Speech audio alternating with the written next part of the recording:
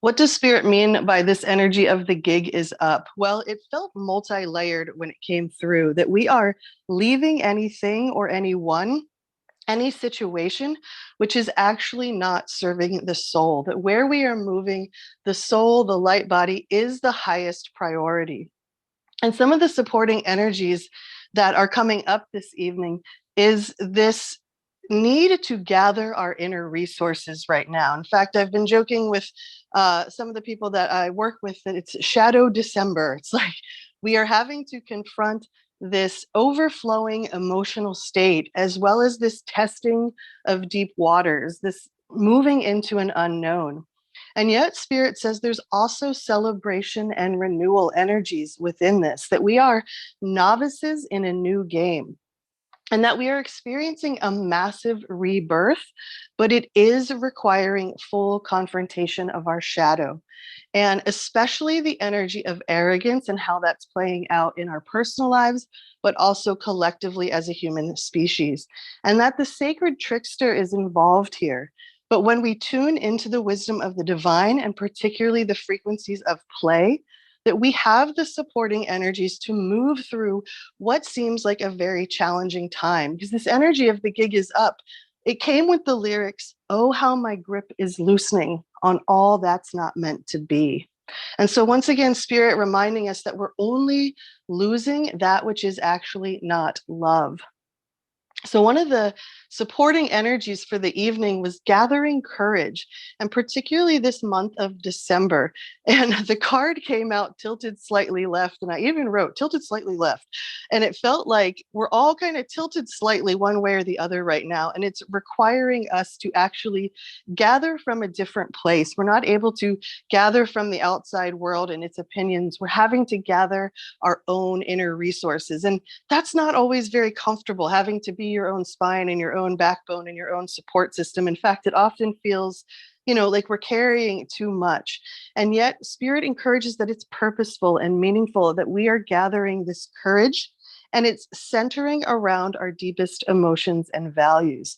As well, we may be experiencing a myriad or an overflow of emotions or feeling unstable or uncertain about these feelings.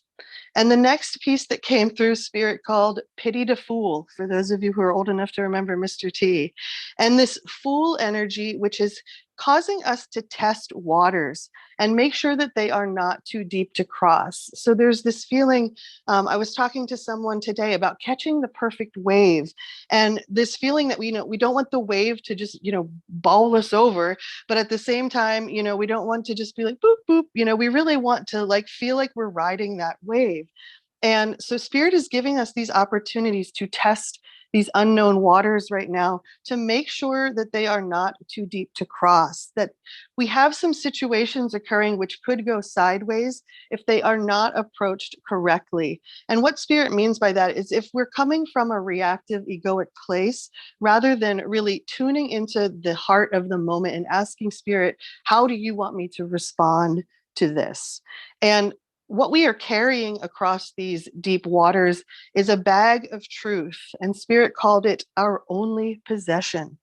And that because of these deep waters, it may be hard to actually follow the playful impulses and our deep desires because we have so much shadow work at hand. And so we've got this contradictory energy of Spirit encouraging us to play while the human self is like, what? Like, I'm carrying all this, weight of energetic who knows what.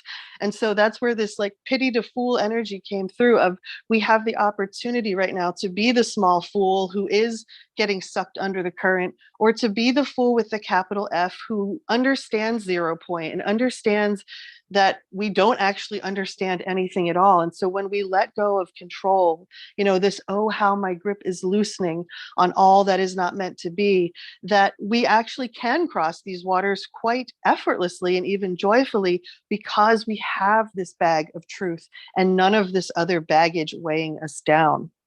So while it may be hard to follow these playful impulses or these deep desires with this intense shadow work at hand, we're encouraged to at least be open to it and to notice whether our interior world is feeling very serious or if it's feeling very shy, and to just pay attention to that and to honor that.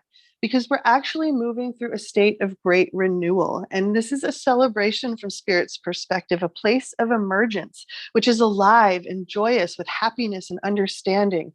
And the feeling Spirit gave here is that everyone knows why they are here, and there is delight in this realization. And what this line reminded me of is a dream that I had very profoundly, probably almost 15 years ago. I understand it now to be the bifurcation of worlds, but at the time I didn't really know what Spirit was showing me. But in one part of the dream, people were just walking through the park nonchalantly with their significant others, with their families, just kind of going through the motions. And then all of a sudden, this like great flash of insight happened, and people turned and looked at one another and saw each other truly for the first time. And that was the feeling I got when Spirit said this line: everyone knows why they are here, and there is delight in this realization. It's like we finally get to work together as a heart mind rather than this hive mind that is trying to be put upon us. So this is newfound pleasure and recognizing that we are novices in a new game.